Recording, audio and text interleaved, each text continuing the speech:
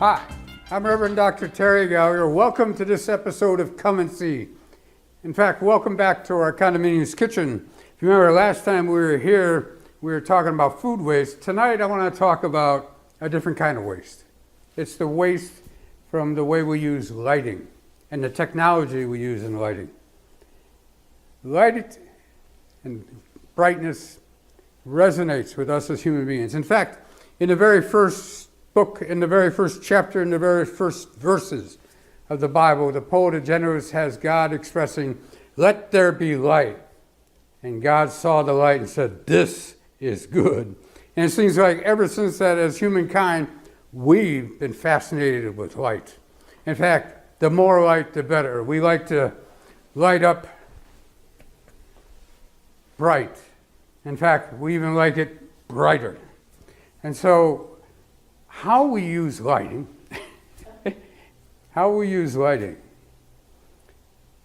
particularly the technology that we use, has a tremendous effect on our electrical demand. You know, our early lighting as human civilization always involved fire. And fortunately, we progressed past that in a lot of cases, although there's still people who are dying because they're breathing the smell of the smoke from the fires that light their huts that they cook over. 1 million people a year, believe it or not. And there's still 1 billion people across the globe, 1.3 billion, I think the last figure was, that still don't have electricity. And so how do your kids get educated? How do they study at night if there's no light? And so light becomes critical, although we don't need quite this much. Our technology is dramatically improved. The greatest lead in technology right now are LED, light-emitting diodes. And we think that's brand new technology, but in truth, it's not.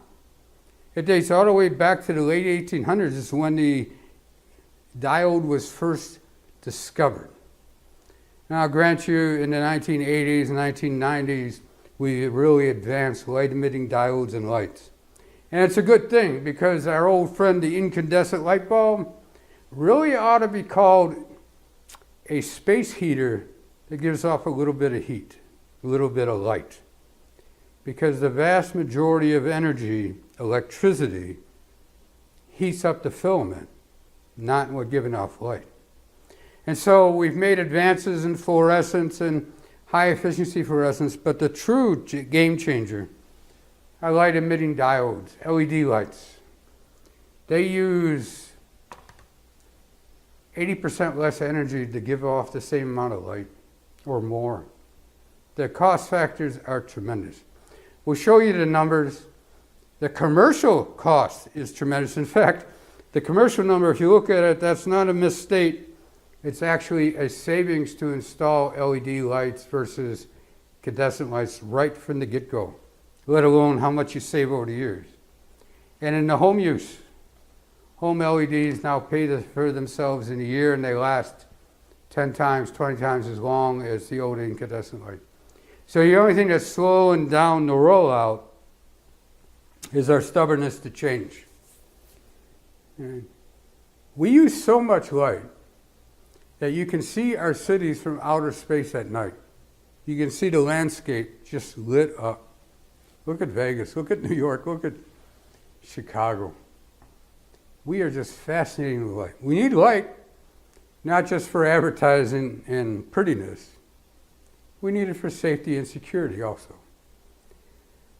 Cities have found that by installing LED traffic lights and LED street lights, with having the reduced maintenance and the long life that goes with them, plus the reduced electricity, they pay for themselves in a year. And so you'll see cities across the nation going this way. In fact, the city of Aurora, where I live, has launched a major campaign in the last 3 years to change over. But it's not just commercial applications. I don't know if you've checked out our website, but one of the resources on our website are the 48 steps for living sustainably, and changing to LED lights are right there with them. And so this isn't something that just somebody else should do, the big companies, the big corporations, the big governments. This is something that you and I need to be doing. So those overhead fluorescents, they really need to be replaced with LEDs like these are and like those are. You can get LEDs in all kinds of shapes, sizes and shapes, colors. It's time to embrace this technology to leapfrog it forward. Now here's another thing. Remember I talked about there were 1.3 billion, 1.4 billion people who still didn't have electricity, they don't have lights. Just think about being in a shack without lights and not knowing what's nibbling on your toes. Okay? Lighting is critical. And so in the developing countries, tying solar to lighting has a tremendous benefit. In fact, there are some villages in India that have kind of like a milk run, where a company will come around and distribute lanterns, LED lanterns, so they last all night, that they've charged up during the daylight off of solar. And so in the morning they'll come and pick up the spent lanterns, take them, charge them, and bring them back at night. So without having any wires run into the house, people have the safety and security of lights. You and I know how important this is. If you've ever been down a dark alley and wondered what was around the corner. LED lighting is one of 100 different technologies that we have right now, which will bring us to the future that our kids can live in. Again and again and again in the Gospels, light is used to illustrate truth and wisdom and vision. In fact, in the Gospel of John, Jesus is introduced as the light coming into the world that the darkness could not overcome. But another place in the Gospel, Jesus says,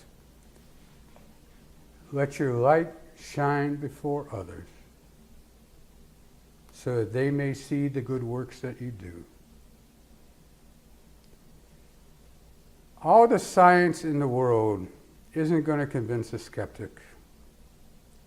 What will convince others to follow this path is your example and my example of doing the 48 steps, of changing out light bulbs, of using LED.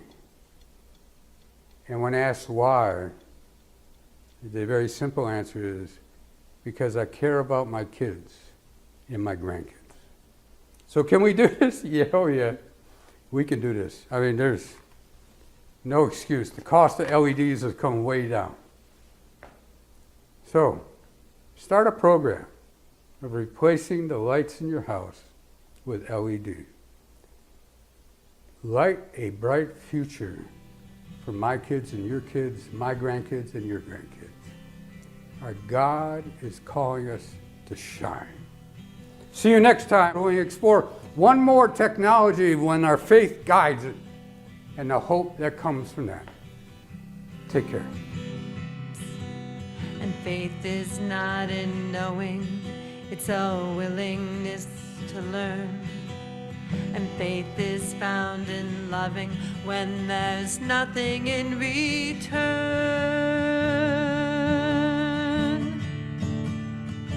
So come and see, come and see. Around the bend, look my friend, and what could be? Come with me, come with me. There's so much more to know, so come and see. There's so much more to know, so come and